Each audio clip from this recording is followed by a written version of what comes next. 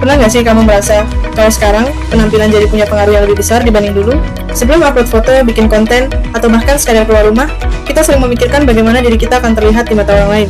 Padahal tanpa sadar, setiap hari kita juga terus melihat ribuan gambar yang membentuk standar tentang apa yang dianggap menarik, keren, atau layak mendapat perhatian. Di titik inilah fashion bukan lagi cuma soal pakaian, tetapi juga tentang bagaimana kita membangun identitas di dunia yang semakin visual.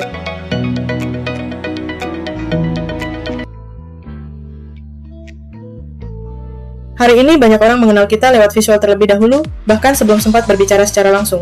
Cara berpakaian, warna yang sering kita pilih, sampai detail kecil dalam penampilan bisa menjadi bagian dari cerita tentang siapa diri kita. Fashion akhirnya bekerja seperti bahasa yang tidak perlu diucapkan karena orang bisa langsung menangkap kesan tertentu hanya dengan melihatnya. Menariknya, identitas visual yang kita bangun bukan hanya berasal dari diri sendiri, tetapi juga dipengaruhi oleh lingkungan, tren, dan budaya yang terus bergerak di sekitar kita. Kita sering menganggap pakaian hanya soal selera pribadi, padahal kenyataannya fashion hampir selalu membawa makna yang lebih besar. Saat melihat seseorang berpakaian formal, vintage, streetwear, atau memakai busana tradisional, biasanya kita langsung membentuk kesan tertentu tentang dirinya. Tanpa sadar, kita terus membaca simbol-simbol visual yang ada di sekitar kita. Karena itulah fashion tidak pernah benar-benar netral. Ia selalu terhubung dengan budaya, komunitas, status sosial, dan berbagai nilai yang hidup di dalam masyarakat.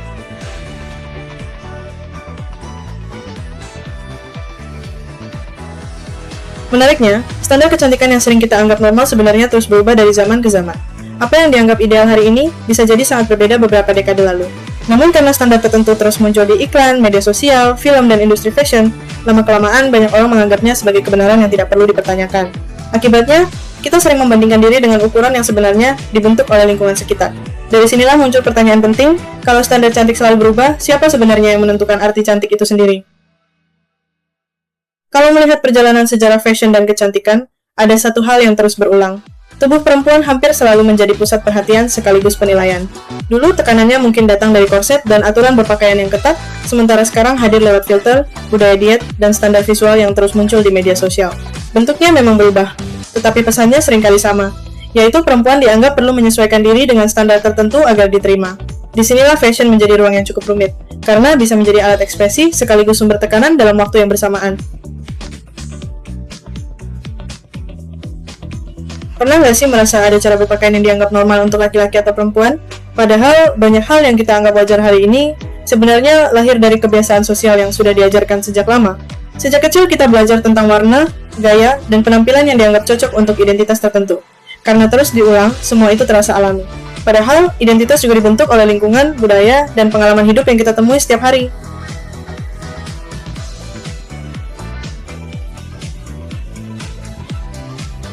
Kalau diperhatikan, banyak aturan dalam fashion yang sebenarnya tidak pernah benar-benar tetap. Warna, model pakaian, bahkan aksesori yang hari ini dianggap identik dengan gender tertentu, pernah memiliki makna yang berbeda di masa lalu. Hal ini menunjukkan bahwa hubungan antara fashion dan gender lebih banyak dibentuk oleh budaya dibanding aturan yang benar-benar mutlak.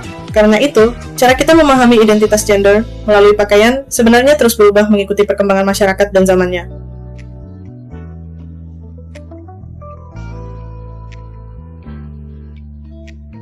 Coba bayangkan seseorang masuk ke sebuah ruangan. Bahkan sebelum ia berbicara, biasanya orang-orang di sekitarnya sudah mulai membentuk kesan tertentu. Itulah cara fashion bekerja sebagai bahasa visual.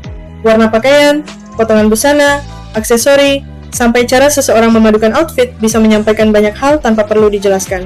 Kita mungkin tidak selalu menyadarinya, tetapi setiap hari fashion membantu manusia berkomunikasi dan membentuk persepsi satu sama lain.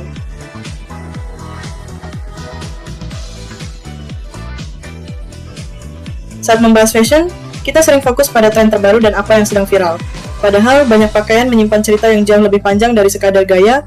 Kebaya, batik, tenun, dan berbagai wastra tradisional membawa sejarah tentang komunitas, identitas, dan perjalanan budaya yang diwariskan dari generasi ke generasi. Karena itu, fashion bukan hanya soal apa yang sedang populer hari ini, tetapi juga tentang bagaimana sebuah masyarakat menyimpan dan meneruskan ceritanya melalui pakaian.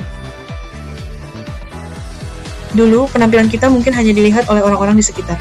Sekarang, satu foto atau video bisa dilihat ratusan bahkan ribuan orang dalam hitungan menit. Karena itu, media sosial membuat cara kita membangun identitas ikut berubah. Outfit, gaya foto, sampai estetika fit sering menjadi bagian dari cara kita memperkenalkan diri ke dunia. Menariknya, identitas digital bukan sesuatu yang muncul begitu saja. Ia dibentuk, dipilih, dan dikurasi secara sadar. Di era ini, siapa diri kita seringkali tidak hanya dilihat dari apa yang kita lakukan, tetapi juga dari apa yang kita tampilkan.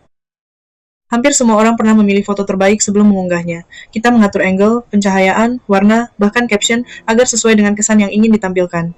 Hal itu sebenarnya menunjukkan bahwa penampilan di era digital bukan sekadar sesuatu yang terlihat, tetapi juga sesuatu yang dikurasi. Fashion menjadi bagian dari proses tersebut karena pakaian sering membantu membangun citra yang ingin kita tunjukkan. Tidak ada yang salah dengan itu, tetapi fenomena ini memperlihatkan bagaimana identitas visual semakin dekat dengan personal branding, validasi sosial, dan keinginan untuk tetap relevan di ruang digital. Pernah nggak sih merasa hidup orang lain terlihat selalu lebih menarik di media sosial? Outfit mereka lebih keren, tubuh mereka terlihat lebih ideal, dan semuanya tampak berjalan sempurna? Padahal, yang kita lihat seringkali hanyalah potongan kecil yang sudah dipilih dengan sangat hati-hati. Masalahnya, otak kita tetap membandingkan diri dengan visual tersebut. Semakin sering itu terjadi, semakin mudah muncul perasaan bahwa diri kita masih kurang. Bukan karena kita benar-benar kurang, tetapi karena standar yang kita lihat terus bergerak dan hampir tidak pernah selesai.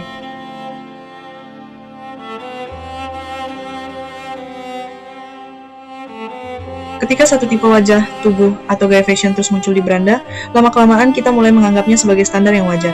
Padahal, apa yang muncul di layar seringkali dipengaruhi oleh algoritma yang memilih konten berdasarkan popularitas dan interaksi. Akibatnya, beberapa representasi menjadi sangat dominan sementara yang lain jarang terlihat.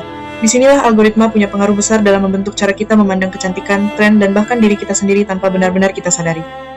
Representasi dalam fashion penting agar keberagaman terlihat dan lebih banyak orang merasa diakui serta terwakili.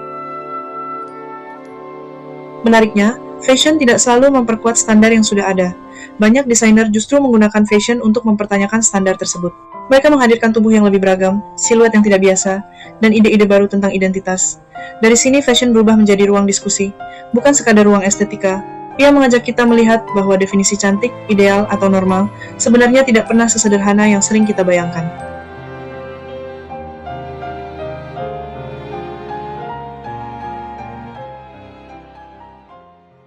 Semakin banyak orang mulai bertanya, apakah mengejar standar yang terus berubah ini benar-benar sepadan? Setelah bertahun-tahun hidup di tengah budaya perbandingan, banyak anak muda mulai lebih memilih kenyamanan dibanding kesempurnaan. Mereka ingin memakai apa yang mereka suka, bukan hanya apa yang dianggap ideal oleh orang lain. Meski begitu, tekanan sosial belum sepenuhnya hilang. Karena itu, perjalanan untuk menerima diri sendiri seringkali masih menjadi proses yang panjang dan tidak selalu mudah.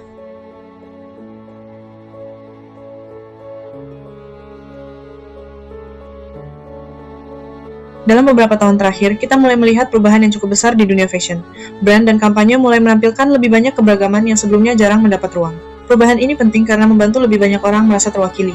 Ketika fashion menampilkan realitas yang lebih dekat dengan kehidupan sehari-hari, hubungan antara industri dan masyarakat juga terasa lebih relevan. Meskipun perjalanannya masih panjang, langkah menuju representasi yang lebih luas sudah mulai terlihat. Kini personal branding dibentuk lewat fashion dan media sosial, menciptakan citra diri di ruang digital. Kalau kita melihat iklan, kampanye fashion, atau media sosial, ada satu pertanyaan menarik yang jarang dibahas. Siapa yang sebenarnya paling sering terlihat, dan siapa yang justru jarang mendapat ruang? Karena representasi bukan cuma soal hadir atau tidak hadir, representasi juga menentukan siapa yang dianggap penting, menarik, dan pantas menjadi pusat perhatian. Itulah kenapa diskusi tentang keberagaman bukan sekadar tren industri, tetapi juga tentang bagaimana masyarakat memutuskan siapa yang layak untuk dilihat.